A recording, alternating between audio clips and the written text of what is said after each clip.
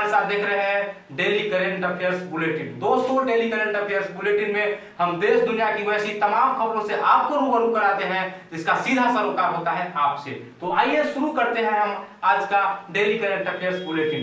Daily current affairs bulletin में आज सबसे पहले बात होगी FATF की। जी हाँ दोस्तों, FATF इसका पूरा नाम होता है फाइनेंशियल एक्शन टास्क फोर्स और इसका गठन किया गया था पेरिस में, यानी कि फ्रांस में। फ्रांस की राजधानी है Paris. Financial action task force ने पाकिस्तान को ग्रे लिस्ट में शामिल किया है। अब पाकिस्तान ग्रे लिस्ट में शामिल हो गया है FATF के अनुसार। तो जैसे ही पाकिस्तान को FATF ने ग्रे लिस्ट में शामिल किया है, दुनिया की कोई भी जो देश है वह पाकिस्तान को आर्थिक मदद अगर देना चाहेगी तो FATF उसको ऐसा करने से रोकेगी। और FATF को स्थापित ही इसलिए किया गया था ताकि कोई भी देश गैर कानूनी रूप से किसी भी देश से आर्थिक मदद न ले सके। दोस्तों, FATF ने पाकिस्तान को ग्रे लिस्ट में इसलिए शामिल किया है क्योंकि हाल ही में पाकिस्तान ने भारत पर आतंकी हमला करवाया था। FATF के बाद अब हम बात करेंगे दक्षिण कोरिया की। जी हाँ, हम उसी दक्षिण कोरिया की बात कर रहे हैं जिसकी राजधानी है सियोल।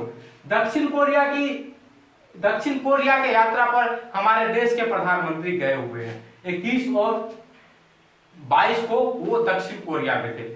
दक्षिण कोरिया में जब वो गए तो उनको सियोल शांति पुरस्कार से सम्मानित किया गया। सियोल शांति सम्मान की चर्चा हम पहले भी कर चुके थे, लेकिन इस बार आज सिर्फ हम सियोल शांति पुरस्कार की बात नहीं करेंगे, हम उन चीजों की भी बात करेंगे जो जानना आपके लिए जरूरी है और सियोल शांति समझौता से वह हटकर है।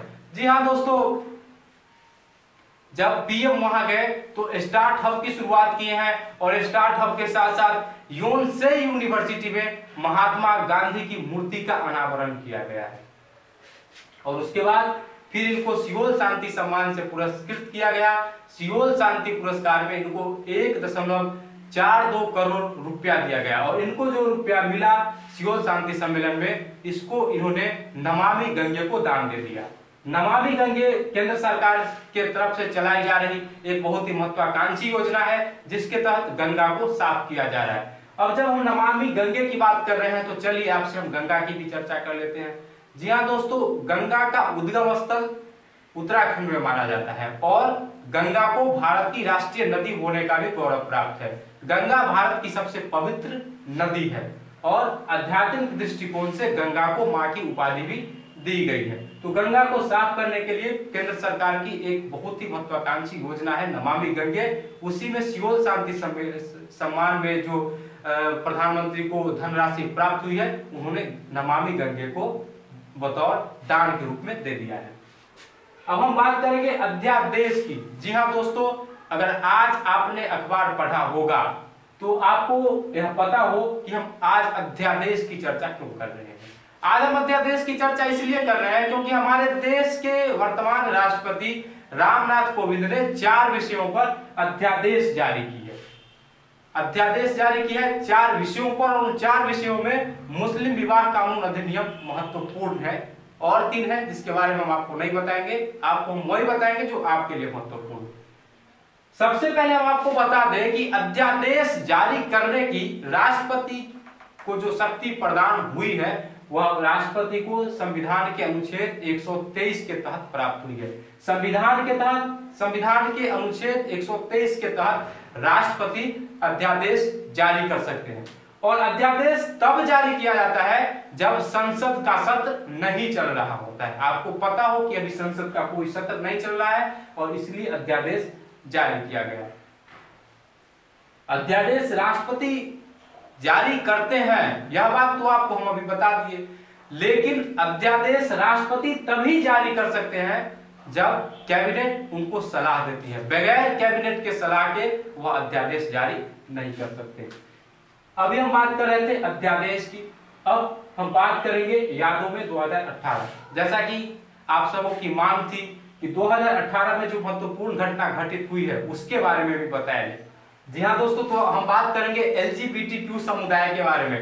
LGBTQ समुदाय के बारे में सुप्रीम कोर्ट ने एक महत्वपूर्ण फैसला सुनाते हुए 6 सितंबर 2018 को इनको भी समान न्याय के, समान अधिकार के तहत लाया, समानता के अंतर्गत लाया। और सुप्रीम कोर्ट ने यह फैसला सुनाया था कि आज तक LGBTQ के साथ धारा 377 के तहत उन लोगों के साथ असमानता का बर्ताव किया जा रहा था। इस पर इंदु मल्होत्रा ने अलग से फैसला सुनाते हुए कहा था कि आज तक धारा 377 के तहत LGBTQ के साथ जो असमानता का बर्ताव किया गया, इसके लिए इतिहास को LGBTQ समुदाय से माफी मांगने की जरूरत है। LGBTQ को उनके बीच में जो यौन संबंध होता था वो पहले अवैध था और यह संविधान बना था 157 साल पहले, और उस 157 साल पुराने कानून को संविधान ने निरस्त घोषित किया, संवैधानिक पीठ ने निरस्त घोषित किया और इसको वैध ठहराया। अब हम बात करेंगे चलते चलते की। जी हाँ दोस्तों, चलते चलते में आज का जो महत्वपूर्ण तथ्य हम आपके लिए लेकर आए हैं उसमें यह है कि आज ही के दिन सन 1919 ईस्वी में मुसोलिनी ने फासिस्ट पार्टी का गठन किया था। उसके बाद फिर हम बात करेंगे आज ही के दिन अर्थात 23 फरवरी 1954 ईस्वी को अमेरिका में पहली बार पोलियो पिलाया गया था, जो भारत में भी पिलाया जाता है। अब बात आती है क्वेश्चन आंसर सेशन की। क्वेश्चन आंसर सेशन में कल हम आपसे 2 प्रश्न पूछे थे, जिसमें पहला प्रश्न था कि नितिन गडकरी केंद्र में कौन से मंत्री के पद पर काबिज है, किस मतलब उनका विभाग क्या है। तो आज हम आपको सबसे पहले इसका आंसर बता देते हैं। नितिन गडकरी सड़क परिवहन, जहाजरानी, जल संसाधन, नदी विकास और गंगा सुरक्षा मंत्रालय का पद संभाल रहे हैं, दायित्व संभाल रहे हैं। फिर दूसरा क्वेश्चन हम आपसे पूछे थे कि 1960 ईस्वी में, धीरे धीरे अब आपको भी याद आ रहा होगा कि 1960 का जैसे ही जिक्र किए आपके चेहरे पर रौनक दिख रही है। 1960 ईस्वी में सिंधु सुरक्षा संधि हुई थी, कराची में हुई थी। हम डेट आपके लिए छोड़ गए थे कि आपको डेट बताना। आप सबों ने 19 सितंबर बताया है, हम भी इंटरनेट से सर्च किए तो हमको भी 19 सितंबर ही दिखा, लेकिन सिर्फ हम इंटरनेट तक सीमित नहीं रहे, हमने किताबों का भी अध्ययन किया। आप माजिद हुसैन और रमेश सिंह का नाम जानते होंगे, दोनों ने किताब लिखा है भारत का भूगोल।